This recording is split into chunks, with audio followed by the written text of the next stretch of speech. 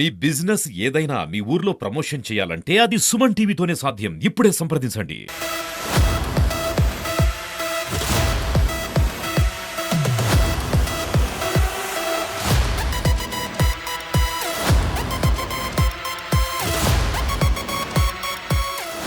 నిజామాబాద్లో కుక్కల బెడదకు చెక్ పెట్టారు మున్సిపల్ శాఖ అధికారులు. సో ఇదే అంశంపై మనతో మాట్లాడడానికి నిజామాబాద్ జిల్లా డిప్యూటీ కమిషనర్ అయినటువంటి రాజేంద్ర కుమార్ గారు ఉన్నారు. ఒకసారి వారితో మాట్లాడదాం. సార్ నమస్తే. చాలామంది అవస్థలు పడుతూ ఉన్నారు కుక్కలకి సంబంధించి. చాలా కుక్క కాట్లు అనేవి రోజు రోజుకి పెరిగిపోతూ ఉన్నాయి. సో చెక్ పెట్టడం జరిగింది ఫైనలీ. సో డైలీ ఎన్ని కంప్లైంట్స్ వస్తున్నాయి సార్ మీకు? ఇప్పుడు మేము కంట్రోల్ రూమ్ ఏర్పాటు చేసిన తర్వాత డిఫరెంట్ లొకేషన్స్ నుంచి యావరేజ్గా 50 to 60 కంప్లైంట్స్ మాకు వస్తున్నాయి.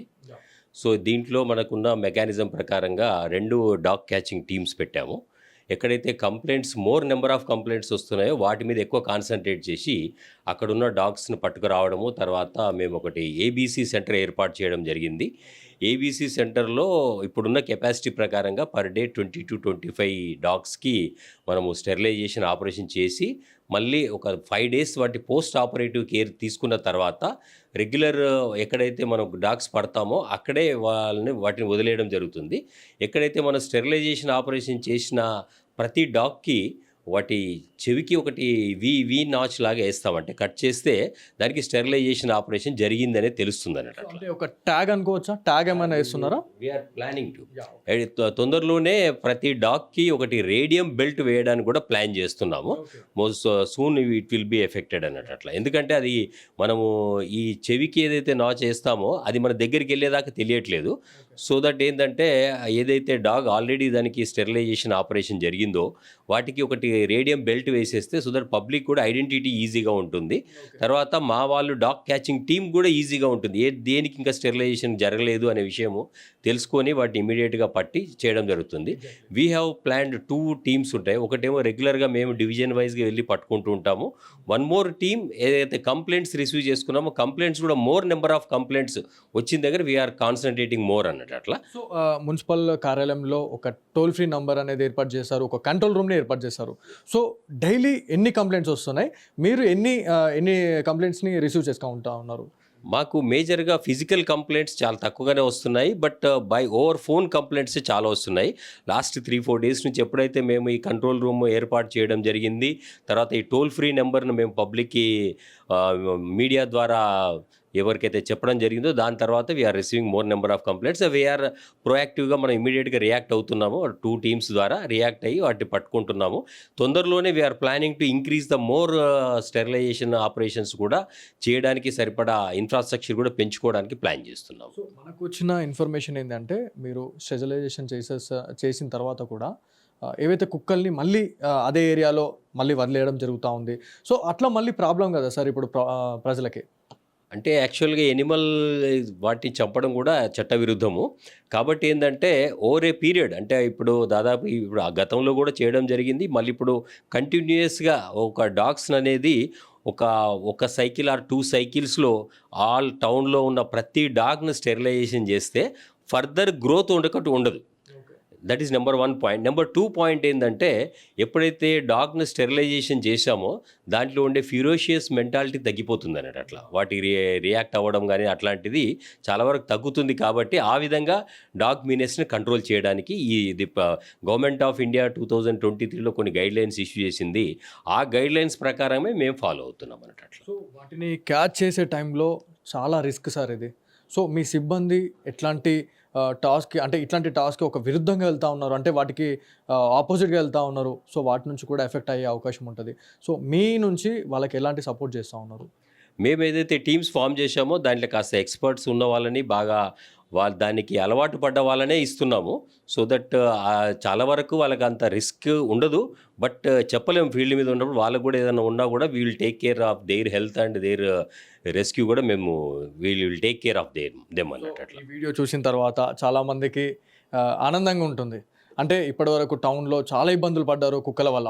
సో టోల్ ఫ్రీ నంబర్ పెట్టారు, అదేవిధంగా ఎట్ ది సేమ్ టైం ఒక కంట్రోల్ రూమ్ని కూడా పెట్టడం జరిగింది. సో కంప్లైంట్స్ అనేవి టోల్ ఫ్రీకి చేస్తే సరిపోతుందా, లేకపోతే ఇక్కడికి వచ్చి ఆఫీస్కి వచ్చి మనము కంప్లైంట్ ఇవ్వాల్సిన అవసరం ఏమైనా ఉంటుందా? లేదండి, టోల్ ఫ్రీ నెంబర్ పెట్టే ముఖ్య ఉద్దేశం ఏంటంటే ప్రజలు ఇక్కడ దాకా రాకుండా ఫోన్ ద్వారా మాకు కంప్లైంట్ చేయొచ్చు. ఫోన్ ద్వారా కంప్లైంట్ చేసేటప్పుడు మాత్రం ప్రజలు కూడా ఒక జాగ్రత్త తీసుకోవాలి. జనరల్గా ఏంటంటే ఒక లొకేషన్లో కుక్క ఉంది అని చెప్పి ఒకతను కంప్లైంట్ చేస్తే అదే లొకేషన్ నుంచి 10 మంది సేమ్ కంప్లైంట్ చేశారనుకోండి, దట్ కొంచెం మా మ్యాన్ లేవర్స్ కూడా వేస్ట్ అవుతాయి. బట్ లొకేషన్ వైజ్గా అంటే ప్రజలకు తెలియకపోవచ్చు ఈ లొకేషన్ నుంచి ఆల్రెడీ ఒక కంప్లైంట్ వచ్చింది అనే సంగతి తెలియకపోవచ్చు.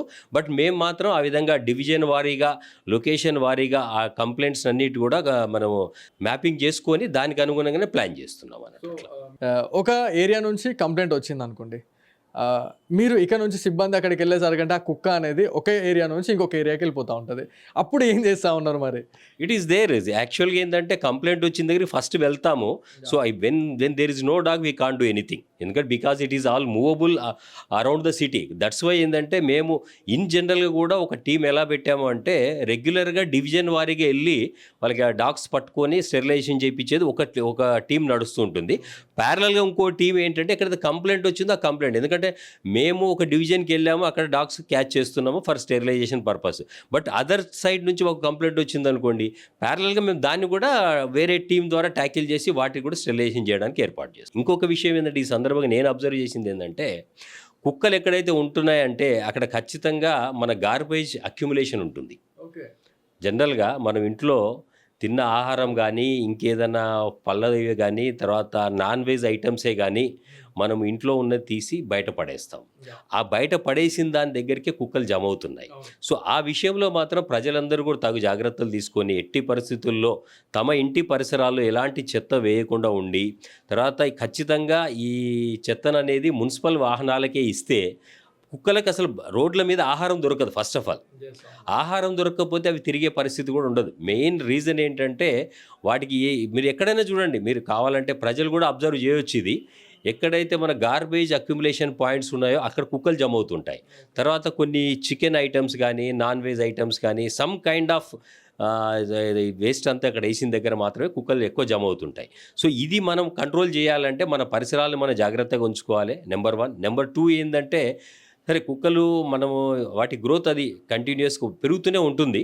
సైమల్టేనియస్గా మున్సిపాలిటీలో ఉన్న ఇన్ఫ్రాస్ట్రక్చర్ ప్రకారంగా మేము దానికి సంబంధించిన ఈ స్టెరిలైజేషన్ అనేది చేస్తున్నాము.